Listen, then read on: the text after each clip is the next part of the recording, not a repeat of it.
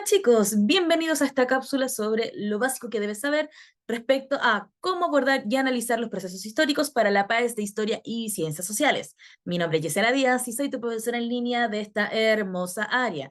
Así que acompáñame en los próximos minutos, ponte cómodo porque lo que vamos a ver son 4 puntos principalmente. Bueno, el primero, analizar el concepto de tiempo y su importancia en la historia. 2, analizar los contextos históricos a través de preguntas de EMRE. 3, comprender cómo se construyen los contextos históricos y, por último, conocer cómo se relacionan diferentes hitos o procesos históricos. Así que, manos a la obra, que vamos a empezar con lo primero que dice así. ¿Qué entiendes por tiempo? ¿Te has cuestionado o te has hecho alguna vez estas preguntas? Si necesitas reflexionar, puedes pausar el video un minutito y si eres tan ansioso como yo, puedes acompañarme de manera inmediata. ¿Por qué? Porque el tiempo tiene diferentes características. Es relativo, inseparable del espacio, múltiple, irreversible y subjetivo. En particular a lo que se refiere a la percepción. ¿Ya? Probablemente, no sé si te ha ocurrido, pero que hayas tenido la oportunidad de viajar a un lugar desconectado de la tecnología o algún estímulo poco medio agresivo, como son los medios de comunicación, las redes sociales. eh, en lo personal, por lo menos, he tenido dicha oportunidad y me ha pasado que los primeros 2 días son geniales. Al tercer día, siendo las 2, 3 de la tarde después del almuerzo, y de repente siento que las horas no pasan. No sé si has compartido tal vez dicha experiencia, una vacación a veces de 5 o 6 días, o cuando uno tiene estas oportunidades, como te digo, de poder alejarte un poquito a veces de la ciudad. Y parece que el tiempo pasa cada vez más lentos, en contraposición de cuando uno se envicia con algún videojuego, con alguna serie, y de repente en una sola tarde ves 5, 6, 7 capítulos de una misma serie, empezaste a las 2, a las 3 y de repente dijiste, recorcholis, son las 10 de la noche, ¿qué pasó aquí? ¿Cómo pasó el tiempo tan rápido? Bueno, ahí hablamos de la subjetividad en torno a la percepción. ¿Y por qué es importante al menos tener en cuenta lo que son estas características? Y es porque respecto al tiempo y la historia, no es algo tan sencillo de dilucidar o de dar o tener un término genérico y hacer una sola forma de poder estudiar todos los fenómenos históricos, ¿ya? Por lo tanto, dado que es una tarea titánica para los historiadores, estos que han hecho finalmente utilizan dos definiciones principales a lo que se refiere. Uno, el tiempo cronológico y dos, el tiempo histórico. Ahora, ¿cuál es la diferencia entre uno y otro? Esto es súper sencillo, no es necesario que te generes una mayor complejidad como para poder absorber dicha definición. Tiempo cronológico tiene que ver con las fechas, ¿ya? Medición de tiempo en días, semanas, meses, años, lustros, décadas, siglos, entre otros, fechas, ¿ya? Mientras que el tiempo cronológico hace alusión al tiempo vivido que se le da un sentido y un significado. Es una construcción subjetiva.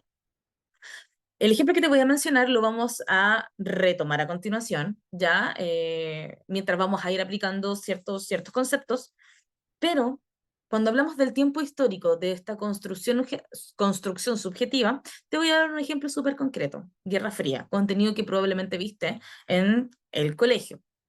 Para algunos historiadores, la Guerra Fría va a comenzar en el año 1945, tras la Segunda Guerra Mundial, para otros en 1947, para otros incluso en 1953, con la muerte de Stalin.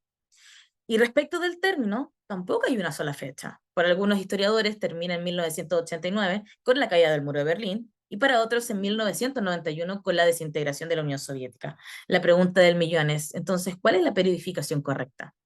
Bueno, eso depende de la construcción subjetiva que haya hecho el historiador. Eso es importante tenerlo en consideración, por lo tanto, cuando nos vamos a enfrentar a nuestro proceso de estudio, es importante tener en cuenta a quién estamos leyendo. No es que sea bueno o malo, sino que es comprender cuáles son aquellos medios, cuál va a ser el enfoque del historiador en particular que voy a estar estudiando, ¿ya? Esto es importante para que lo tengas en consideración. Entonces, a eso alude precisamente el tiempo histórico como construcción subjetiva, aquel historiador que le dio un significado particular a un marco temporal. Ahora, tenemos nueva pregunta que dice, ¿cómo se construyen entonces los contextos históricos? Profe, ¿cómo se hace entonces? Ya que estamos viendo y estamos reforzando algunos conceptos básicos que debemos interiorizar a la hora de poder estudiar en este proceso académico. Y bueno, si necesitas 2 minutos, puedes pausar este video para analizar tu respuesta, para pensar y estructurarlo, si es que te acuerdas desde el colegio o lo que se te ocurra a ti de cómo se construyen los contextos históricos. Si no, puedes seguir acompañándome en estos próximos minutos porque vamos a dilucidar a qué hacemos referencia. Y bueno, lo que tenemos que tener en consideración es que el contexto histórico se construye con 3 elementos bases. El primero, el sujeto, que hace alusión a la persona, a un individuo o a lo colectivo, es decir, o a una sociedad incluso, ¿ya? Sujeto, punto 1. Punto 2, el tiempo, que tiene que ver con el momento en el que ocurre un hecho. Y tercer elemento tiene que ver con el espacio, es decir, el lugar físico donde ocurren los hechos. Entonces, con estos 3 elementos nosotros armamos un contexto histórico determinado. Sujeto, tiempo, espacio. Persona, momento y lugar en el que ocurre. Ahora, ¿qué vamos a ver a continuación para poner esto un poquito más en práctica? Es poder dilucidar esto en ejemplos concretos. Y bueno, piensa si es que de casualidad recuerdas alguno de estos hechos proyectados acá entre el año 1990 y en el año 2000, algunas noticias, medios de comunicaciones que tenemos. Chile campeón de la Copa América, celebrada al menos en Santiago de Chile. Cuando muere Augusto Pinochet, el rescate de los llamados 33 mineros, el ascenso de Michelle Bachelet como primera presidenta mujer a la República de Chile en el año 2006, estalla la pandemia a nivel global, terremoto del año 2010, o aquí está foto y por Spencer Tunick. ¿De casualidad tienes alguna noción, algún recuerdo? Y bueno, respecto de ello, los contextos históricos lo podemos llevar a cabo entonces, podemos ejemplificar esto con cada uno de ellos. Eh, Chile campeón de América, tiene que ver el sujeto, bueno, tenemos este equipo de fútbol, tiempo, 2014, y lugar, bueno, tiene que ver con Chile. Otro ejemplo, la llegada de, como decía, de Michelle Bachelet, tiene que ver con sujeto, Michelle Bachelet, lugar, Chile, donde, o sea, el tiempo tiene que ver con el año 2006, ¿ya? Y así finalmente, bueno, con cada uno de ellos. Este es un ejercicio bastante sencillo que podemos llevar a la práctica con algún otro evento importante que puedas recordar y que, si quieres poder contextualizar un evento evidentemente relevante de una magnitud importante, ya sea para una sociedad o a nivel más macro, son con estos 3 elementos: sujeto, tiempo, lugar, ¿ya? Sujeto, tiempo, espacio. Bueno, ahora, ¿cómo llevamos y cómo podemos seguir materializando aquello que hemos ido conversando en estos minutos de nuestra presentación? Y es ponerlo a la práctica, ponerlo finalmente en un ejercicio completo. Delante mencionábamos, de hecho, la Guerra Fría. Yo le dije que me iba a ir adelantando con algunos ejemplos, pero para poder ir materializando también con cosas más prácticas. Dice, durante la segunda mitad del siglo XX, Europa se dividió por causas ideológicas y a partir de esto, ¿qué sujeto podemos encontrar? ¿Cuál sería el tiempo y cuál sería el espacio? Bueno, sujetos con la fotografía hace, a ver, primero que todo, división ideológica post Segunda Guerra Mundial o contexto segunda mitad del siglo XX hace alusión a la Guerra Fría. Respecto de los sujetos, la imagen ya me está entregando información. Tengo 2 grandes sujetos o actores, Estados Unidos y la Unión Soviética. Tiempo, bueno, segunda mitad del siglo XX, ¿ya? Como les digo, fechas en concreto y en particular tiene que ver con la mirada de los historiadores, pero es desde 1945 en adelante, ¿ya? De hecho, por eso el mismo enunciado nos dice segunda mitad del siglo XX. ¿Y cuál sería el espacio? Bueno, en este contexto sería de carácter global. Ahora, esto también lo podemos incluso materializar en una pregunta DEMRE, ¿ya? Esta es una pregunta de fuentes del modelo DEMRE del año 2021 con la habilidad pensamiento temporal y espacial. Y de hecho dice así: desde el siglo XXI hasta la actualidad, los problemas de los límites de Chile con los países vecinos han sido una situación de permanente materia en relaciones internacionales. En este sentido, ¿Cuál ha sido una estrategia más recurrente del Estado chileno para buscar solución a estos conflictos? Si necesitas pausar este video para poder resolverlo de manera autónoma, lo puedes hacer de manera natural. Si quieres acompañarme para dicha resolución, bueno, sígueme acompañando. Marco temporal, ¿ya? El tiempo. Siempre es importante poder contextualizarlo en alguna pregunta de Emre. Dice, desde el siglo XIX hasta la actualidad, ¿ya? Por lo tanto, la pregunta va a estar contextualizada en ese ámbito temporal. Los problemas de Chile, en este caso, con los países vecinos. Aquí yo ya tengo los sujetos. Chile y los países vecinos. Contexto.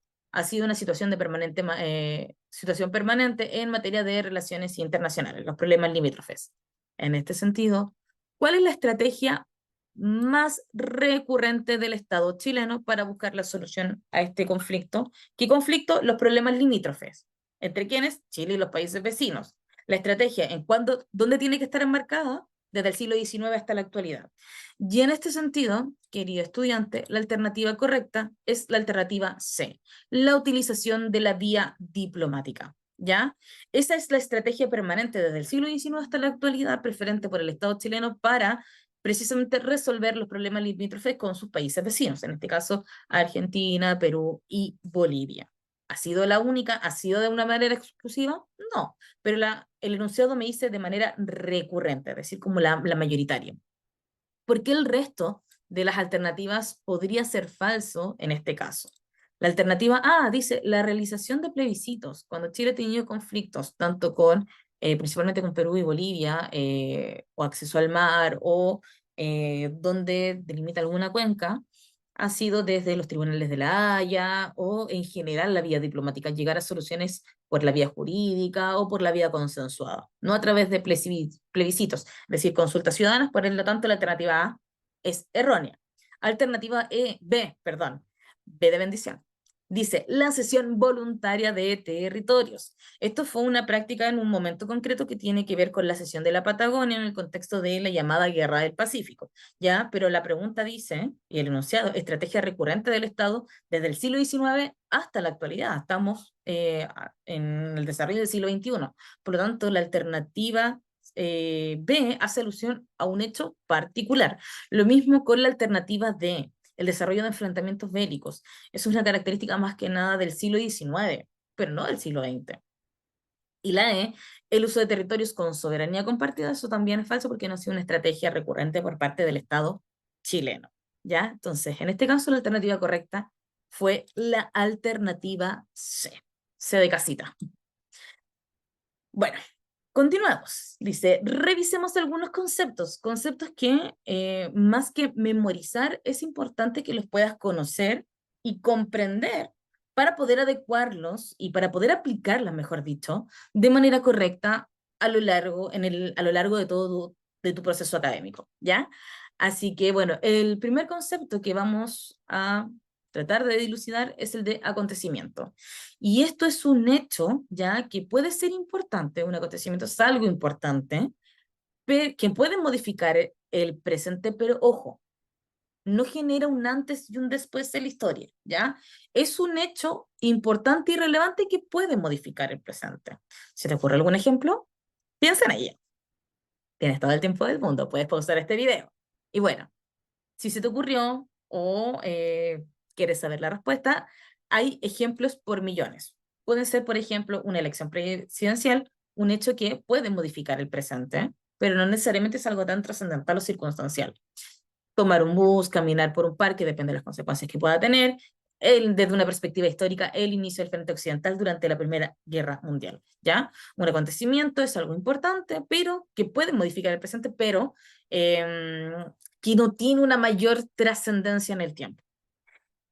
A contraposición del siguiente concepto que sí es importante, querido estudiante, que lo puedas interiorizar, porque este concepto es muy relevante, que tiene que ver con el concepto de coyuntura. ¿Por qué? Porque son procesos o hechos históricos que modifican la historia de manera importante en el tiempo de duración, ¿ya? Generan un antes y un después desde su ocurrencia. Por eso es más importante y es de mayor impacto que el acontecimiento.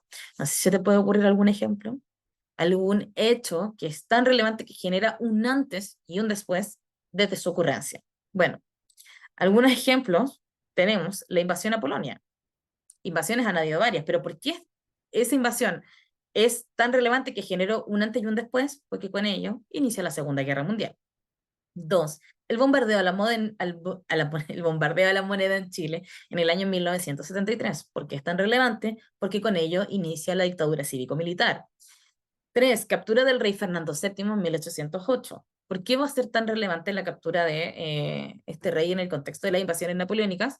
Bueno, porque debido a ese hecho se va a iniciar el proceso de emancipación en el caso de gran parte de América Latina, ¿ya? Por lo tanto, son hechos o procesos históricos que generan un antes y un antes y un después, básicamente, en la historia. Otro ejemplo que no está acá, pero que se me acaba de ocurrir, por ejemplo, el asesinato del archiduque Francisco Fernando, heredero del trono del Imperio Austrohúngaro. Ese caballero se muere, ¿ya? Lo asesinan, y debido a ese asesinato comienza la Primera Guerra Mundial. ¿Ya? Entonces son hechos puntuales, pero que son de tan relevancia que generan un antes y un después. Ahora, ¿cuál es la diferencia entonces con estructura? Ya, las estructuras son realidades históricas que permanecen en el tiempo y son de larga duración. ¿Ya? Eso es importante tenerlo en consideración. Son características, son realidades que no son de, y ni siquiera a veces de un año, ¿no? Son, cuando hablamos de larga duración, de 50 años por lo menos, ¿ya? Que en general permanecen en el tiempo. Y aquí tenemos algunos ejemplos, como, para la redundancia, hace alusión a la paja armada, ¿ya? Hegemonía de Europa durante el siglo XIX, fenómeno del mestizaje, pero llevemos a la práctica esto con un ejemplo concreto. Primera Guerra Mundial, ¿ya? Yo les contextualizaba recién que debido al asesinato de un caballero llamado Francisco Fernando, se inicia la Primera Guerra Mundial, ya en el año 1914. Ese es el factor coyuntural, el detonante, aquello que generó ese antes y un después, y el motivo por el cual inició este conflicto mundial. Pero la Primera Guerra Mundial no se inició solamente por aquello, sino que hay otras causas estructurales, hay otros fenómenos de larga duración que me van a permitir comprender por qué ese asesinato tuvo tanta importancia o tuvo tanta relevancia. ¿Ya? Entre ellos va a estar la paz armada, el proceso de industrialización, el sistema de alianzas, entre otros. ¿Ya?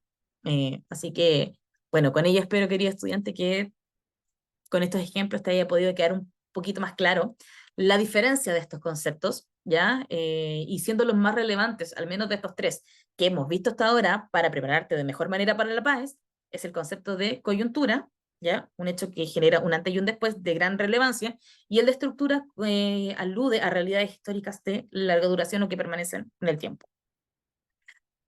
Cuarto concepto, y que eso es algo más genérico, tiene que ver con que los procesos históricos son multicausales, ¿ya? Por lo tanto, la causalidad es algo que está muy presente en en el cómo analizamos los procesos históricos, ¿ya? La causalidad es una ciencia histórica que es una de las múltiples formas que existen para analizar el desarrollo y las características de un hecho o de un proceso histórico porque nos permiten explicar quién o qué influyó o provocó los mismos. ¿Esto qué quiere decir? Que en general en historia y el DEMRE que suele hacer es que, queridos estudiantes, usted pueda conectar cómo el hecho A sucede con el hecho B. Y usted me dice, profe, pero es que yo lo estudio de manera separada. Y ahí es cuando uno le dice, querido estudiante, usted tiene que tratar de generar cuál es el hilo conductor, cómo el elemento A incide en el elemento B. Y a eso alude principalmente los ejemplos que vamos a ver y cómo esto lo vamos a poner en prácticas. Por ejemplo, la captura del rey Fernando VII, un hecho A, el inicio del proceso de emancipación en América Latina. ¿Qué tiene que ver una cosa con la otra? Bueno, eso fue un fenómeno de causalidad, porque debido a la captura del rey Fernando VII, se inició la primera junta de gobierno en Sevilla, en España, y eso va a provocar que se generen otras juntas de gobiernos en América. Ahí tengo el hilo conductor. Cómo el fenómeno de causalidad me conectó el fenómeno A con el fenómeno B. Otro ejemplo, descubrimiento de los yacimientos de oro en Australia y California. Hecho A, hecho B, o elemento B, fiebre del oro en Chile. ¿Cuál es el hilo conductor? Que debido a estos descubrimientos de estos yacimientos de oro, mucha gente emigró a esos lugares. Por lo tanto, estos estados se vieron la necesidad de alimentar una mayor cantidad de población y de exportar trigo. ¿Dónde está Chile? Chile exportaba trigo. Por lo tanto, gracias a ese descubrimiento de oro, estos estados, al verse la necesidad de comprar, generó un auge económico en Chile porque exportó grandes cantidades de este producto al exterior. Hilo conductor entre el fenómeno A y el fenómeno B, fenómeno de la causalidad, ¿ya? Vamos a ver a continuación una serie de ejemplos. La idea es que podamos ir trabajando sobre ellos en esta modalidad de la actividad a la práctica, pero más allá de los ejemplos que podamos proyectar, la idea es que este ejercicio mental de poder conectar lo que pasa en el mundo con lo que pasa en Chile sea un ejercicio constante en el estudio de tu proceso académico, porque de esta manera te va a ser mucho más fácil estudiar y comprender por qué los sucesos o los procesos suceden de tal forma o de una manera en particular. Y acá tenemos dos ejemplos, que la pregunta nos llama, nos dice, ¿cuál es la relación entre los siguientes hitos o procesos? Alianza para el Progreso, reforma agraria. La Alianza para el Progreso, de esto a modo solo de información, entendiendo que es una manera de llevar a la práctica aquello que hemos estado conversando, para que no te estreses si es materia que todavía no has visto. Pero un ejemplo es la Alianza para el Progreso, un programa de ayuda económica estadounidense en un contexto de Guerra Fría que tiene como objetivo promover el progreso en la región y de manera indirecta generar que no se vieran los estados seducidos a los movimientos de izquierda, ¿ya? O a las ideas de los movimientos de izquierda. Y por otra parte, la reforma agraria tiene que ver con este proceso de la reestructuración de la propiedad de la tierra, ¿ya? ¿Qué tiene que ver una cosa con la otra? Bueno, Chile, debido al terremoto de Valdivia, se va a ver en la necesidad, el presidente Alessandri, de acudir a estos dineros de la Alianza para el Progreso. Pero la letra chica fue que al aceptarlos, estaba en la obligatoriedad de tener que realizar una reforma agraria en nuestro país, ¿ya? Por lo tanto, dos fenómenos que se pueden estudiar, uno a lo mejor en la influencia de Estados Unidos en la región y el otro como simplemente una reforma agraria en Chile, bueno, son dos fenómenos que están relacionados. Otro ejemplo, difusión de la Ilustración, Revolución Francesa. Difusión de la Ilustración tiene que ver con el cuestionamiento hacia el poder absoluto de estas monarquías absolutas que concentraban el poder de manera total y empieza la racionalidad a cuestionar diferentes focos. Y incluso va a derivar por procesos internos más que nada, pero va a derivar incluso en Francia en una revolución que va a derrocar a la monarquía absoluta, incluso se va a instaurar una república, una de las ideas ilustradas, materializadas. No vamos a profundizar si funciona o no funciona, pero son hechos que están relacionados. Otro ejemplo, Revolución de 1948 y la Sociedad de la Igualdad. La Revolución del 48 está enmarcada en las revoluciones liberales europeas, así como las del 20, las del 30 y las del 48. Pero la del 48 tuvo la particularidad de incluir al proletariado en esta lucha, en particular en plena Segunda Revolución Industrial. Y la Sociedad de la Igualdad es una sociedad chilena, ya que se da a mediados del siglo XIX. ¿Qué ocurre? Que la Sociedad de la Igualdad tiene como referencia la Revolución del 48 y Bilbao y compañía finalmente también van a empezar a asociarse con, no solamente con obreros, sino que personas de otras profesiones para poder llevar a la práctica lo que es el liberalismo político en particular en varias dimensiones. Entonces, ¿cómo se toman una sociedad en un rincón del mundo de lo que estaba ocurriendo en Europa? Bueno, lo que vamos a hacer es buscar a llevar a la práctica sus principios. Siguiente ejemplo, Guerra del Pacífico y auge del salitre. La Guerra del Pacífico fue un conflicto entre Chile, Perú y Bolivia, y el auge del salitre tiene que ver con este ciclo económico de gran bonanza económica para Chile, de exportación de esta materia prima. ¿Qué tiene que ver una cosa con la otra? Bueno, poder relacionar que este hilo conductor tiene que ver que gracias a la Guerra del Pacífico, Chile se expandió territorialmente hacia el norte grande y anexó lo que hoy en día viene siendo Arica, Parinacota, Antofagasta, y allí en esa zona se encontraban los principales yacimientos salitreros. Y gracias a ese elemento se va a poder iniciar el auge del salitre.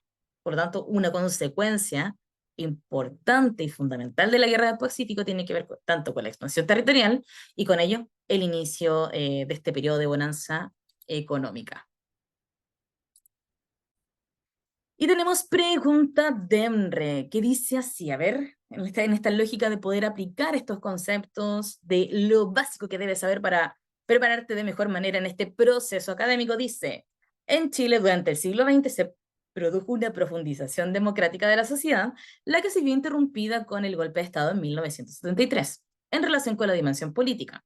¿Cuál fue un fenómeno que se desarrolló hasta 1973?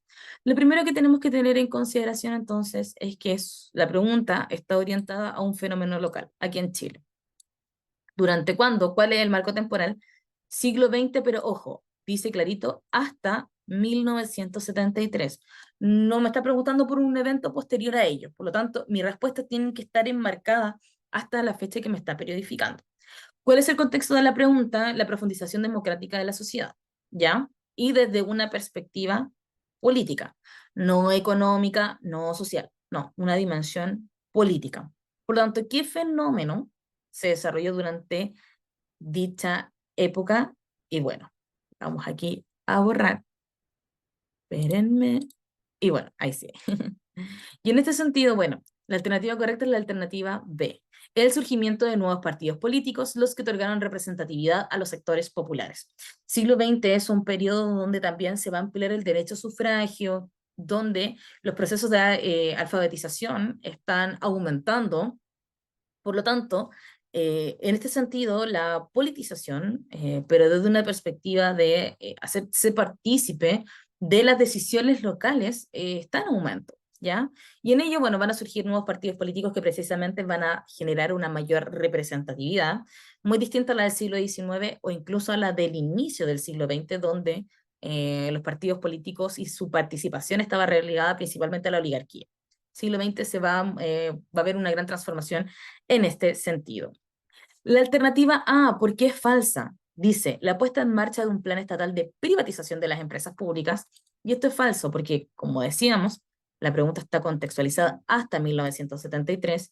Lo que hubo acá, primero desde una perspectiva económica, eso ya sería erróneo, porque la pregunta era desde una dimensión política, pero reforzando ciertos contenidos, estaba en práctica lo que era el modelo EASY, y lo que se buscaba es precisamente la creación de empresas estatales, ¿ya? Es un sistema mixto que buscaba también convivir con el mundo privado, pero no hay un plan de privatización de las empresas públicas, es un fenómeno posterior. La alternativa C, la aprobación de las leyes laicas, ya lo que permitió garantizar el proceso, garantizar la protección de los derechos de los ciudadanos. Esto también es falso porque las leyes laicas se generan en el siglo XIX, ya que tiene que ver con la creación del matrimonio civil, los cementerios de residentes y la ley del registro civil. Ya, esas son las leyes laicas y son del siglo XIX. Y la pregunta está contextualizada siglo XX hasta el 73. Alternativa D, la división político-administrativa en regiones, lo que propició el desarrollo de las localidades independientes de Santiago. Falso, porque la división político-administrativa en regiones se da en el contexto de la dictadura cívico-militar, por lo tanto es posterior a 1973. Y por último, la incorporación masiva de las mujeres a cargo de representación política, posibilitando el fin de la discriminación por género, absolutamente falso. Si bien en el siglo XX se amplía el derecho a sufragio, las mujeres van a poder votar tanto en una primera instancia en las elecciones municipales y posteriormente en las presidenciales, lo que se amplía es el derecho a sufragio. Pero de incorporación de mujeres a cargo de representación política es absolutamente falso. De hecho, veíamos en nuestros ejemplos anteriores, la primera mujer presidenta recién es del año 2006. Y siempre hay un desequilibrio importante en aquellos ejercicios, sobre todo de elección popular, como lo es la Cámara de Diputados y Senadores. ¿Ya? Así que en ese sentido, la alternativa correcta era la alternativa B. Y bueno, queridos estudiantes, en síntesis, para darle un cierre, ¿qué tenemos que tener en consideración? Primero que todo, el tiempo se divide en cronológico e histórico. Recuerda, tiempo cronológico tiene que ver con las fechas. Tiempo histórico tiene que ver con la construcción subjetiva que hace un historiador. ¿Cómo se construye los contextos? Como si fuera una fórmula matemática. Contexto tiene que ver con el sujeto más tiempo más espacio. Sujeto, individuo o colectividad, tiempo, momento en el que suceden los hechos, y espacio, dónde ocurren. Y por último, bueno, entender que existen hechos, coyunturas y estructuras. ¿Cuáles son los conceptos más relevantes que tienes que interiorizar? Porque lo puedes utilizar en cualquier evento histórico y en aquellos procesos que nos puede preguntar el DEMRE, tiene que ver con el concepto de coyuntura y estructura. Coyuntura, recuerda. ¿Lo recuerdas cuál es? ¿Necesitas pausar este video para recordarlo? Muy bien si acertaste, porque coyuntura recuerda que es un hecho puntual, pero de gran relevancia porque genera un antes y un después en la historia. Estructura, recuerda, tiene que ver con hechos o procesos de vivencia que tienen larga duración, realidades que permanecen en el tiempo, ¿ya? Eso es importante a tenerlo en consideración. Y bueno, para ir cerrando esta cápsula, para analizar los procesos en la historia, es fundamental comprender que los fenómenos o hitos históricos no ocurren aisladamente. La relación entre un fenómeno y otro se puede analizar desde diferentes perspectivas. Y tres, los procesos históricos no son lineales, por lo que es primordial tener esto en consideración a la hora de estudiar la historia de Chile o universal. Es importante no estudiar los procesos de manera lineal. ¿Ya? ¿Por qué? Porque el conectar estos hilos conductores que mencionábamos a lo largo de esta cápsula es primordial para poder comprender de mejor manera e incluso desarrollar estas habilidades que el templo nos pide, como por ejemplo habilidades de pensamiento espacial y temporal, por ejemplo. ¿Ya? Así que, querido estudiante, principalmente consejos que te puedo brindar, recuerda, si eres alumno de CPET, bueno, asistir y participar en todas tus clases, desarrollar todos los ejercicios de tus guías y revisar sus solucionarios. No solamente importa cuál es la alternativa correcta, sino que poder comprender por qué el resto son falsas y de esta manera puedes potencialmente en un siguiente ejercicio de incluso de otro ensayo o en otra instancia, poder siempre argumentativamente descartar y diferenciar lo correcto de lo incorrecto, del distractor del que no lo es, ¿ya? Así que siempre es importante revisar los solucionarios, realizar tus consultas con profesor en línea si eres estudiante interno, repasar los contenidos con tu libro digital de Historia y Ciencias Sociales y asistir y participar en todas las actividades que Profe en línea tiene para ti. Y bueno, profesor en línea te desea mucho éxito en este proceso académico. Puedes reforzar todos tus contenidos también en Pizarra a un clic, así que esperamos verte en nuestros próximos videos. Nos vemos próximamente. Muchos cariños. Te saluda Gisela Díaz, profesora en línea de Historia y Ciencias Sociales.